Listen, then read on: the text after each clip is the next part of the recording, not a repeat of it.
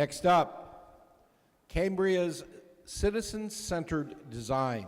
Please welcome Kim Terabets from Cambria Solutions for the next session on citizen-centered design. Ms. Terabets is a senior consultant with Cambria with over 15 years of leadership experience in both government and private sector projects across a variety of industries. She has extensive experience in organizational change management, communications, business transformation, and strategic planning. Please give her a warm welcome.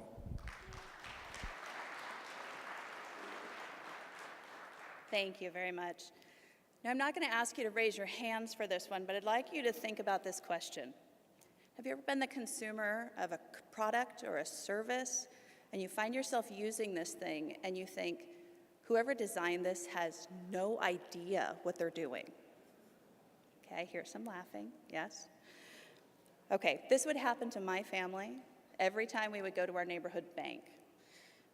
We pull into the parking lot, and there's cars going every which direction, and the spaces are too small, and the aisles are too tight, and literally within moments of pulling into the parking lot, I could watch my husband's demeanor change. And his teeth would start to grit, and he would make a fist, and he might even bang the steering wheel and just say, oh my gosh, whoever designed this has never driven a car. It got to be such an emotional experience, believe it or not, that we literally stopped going to the bank.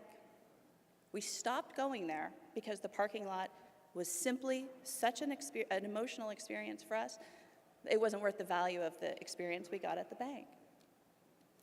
So I know that a lot of things go into the design and the construction of a parking lot, but one thing that I know that did not go into the design of this parking lot was citizen-centered design. Whether you call it human-centered design, citizen-centered design, or user-centered design, the concept is that we're drawing on previously understood concepts and re-engaging them in a way that's different and yet very important. The focus is on the people that we're designing the solutions for, and the feelings and the emotional experiences that they have around the problem that you're looking to solve for them. When we take the time to understand how a person thinks and feels about their situation, we're in a better position to understand their needs, their pain points, and we can truly develop a solution that will meet their needs. So let's consider how the design of our parking lot could have gone if the developers had taken a citizen-centered design approach.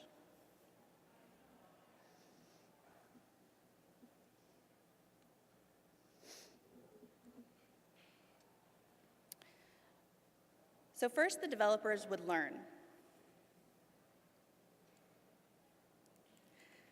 They would hold a community meeting. They would receive insight from neighbors, citizens, and the people who would actually be using this parking lot. The developers would also learn about the users' experiences by observing them in similar situations where they might see people, like my husband, banging on their steering wheels in frustration.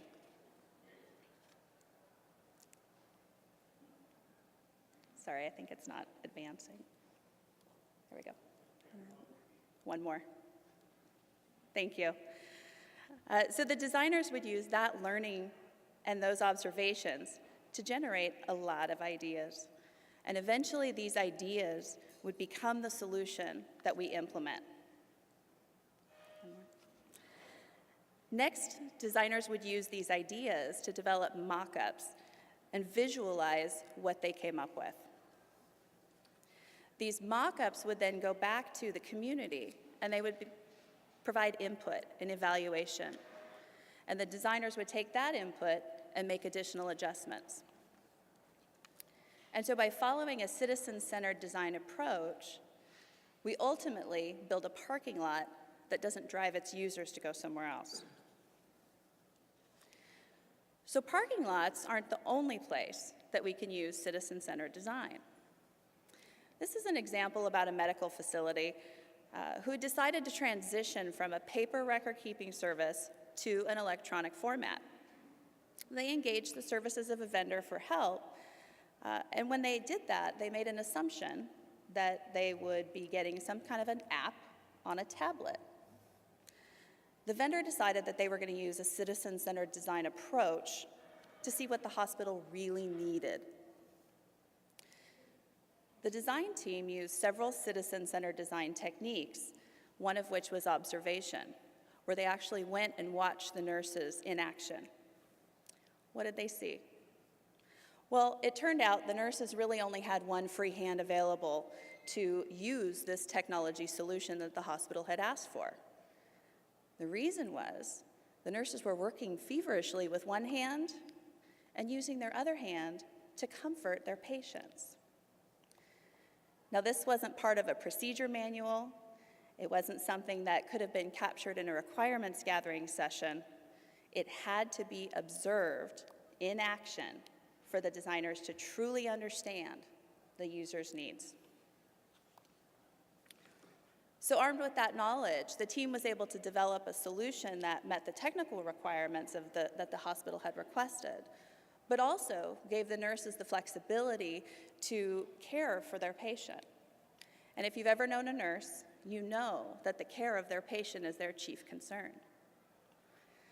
So citizen-centered design applies across all project types and industries. We've talked about a parking lot. We've now talked about a device. Let's talk about a software solution. Cambria had the opportunity to put citizen-centered design to work with the Mississippi Department of Human Services. The state was exploring ways to help foster families and low-income families find quality child care. They used traditional requirements gathering techniques, and through that developed and implemented a portal that they were able to launch. After the implementation, unfortunately, they were disappointed to find that traffic was just not what they were anticipating. It was very low. So in an effort to improve utilization, the state decided to explore a citizen-centered design approach. So our designers worked directly with the families and the caseworkers who would be the end users of this portal. And they designed and built a prototype for the state. We used citizen-centered design techniques to better understand the true needs and frustrations of the real system users. This new portal would encourage adoption by including features such as locational mapping, search criteria for distance, quality, and evaluation of whether this provider was able to provide for special needs children. It also allowed users to save and transfer search information. Citizen-centered design helped us build a resource that could make it easier for the state's families to get help for their most vulnerable citizens. So what did these examples have in common? Well, they all employed our citizen-centered design methodology. First, we learn. We learn about our users and their experiences, and we listen to them. From there, we generate ideas. We generate a lot of ideas. This is where we ask ourselves questions like, how do we build a better parking lot, or a medical device, or a web portal to help families? These questions will eventually help us find our solution. Then we visualize. Now, whether you call it a mock-up, a wireframe, or prototype, either way, this is where your work begins to take shape. Then we evaluate. We go back to the users, the people who are actually going to use this end product, and we get their feedback. Now, this might take us back to the drawing board, and that's okay, because in the end, it's going to yield a product or a service that they actually want to use, instead of one that they are forced to use. So you may be thinking, well, this is all very interesting, but how does it apply to me? Well, the reality is, citizens are much more savvy than ever before. They're used to companies like Apple and Google who design their products from this user-centric approach. Government has to get comfortable with designing from this mindset. The demographics are changing. The newer generations have known technological environments of websites and digital services for their entire lives. Government needs to understand that these folks have different expectations, and we need to be prepared to meet them there. Citizens need access to the important services that you offer. Designing and deploying a solution is simply not enough. We need solutions that help us increase the number of citizens that we get into these important services and programs. Now, some of the government solutions are the only option, right? It requires that the citizens use this. But many solutions depend on getting citizens into these programs. They have a choice of whether or not to enroll in the program that you offer to get the assistance that they need. This is user adoption. This is program utilization. And the success of your program is dependent on it. A citizen-centered design approach fuels the creation of products that resonate more deeply with people. It ultimately drives the engagement and growth of your service or product. So if this has been interesting and you would like to hear more about it, I'm sorry to say our afternoon session is already full, but we'd love to talk to you, so feel free to stop by the Cambria booth. Thank you.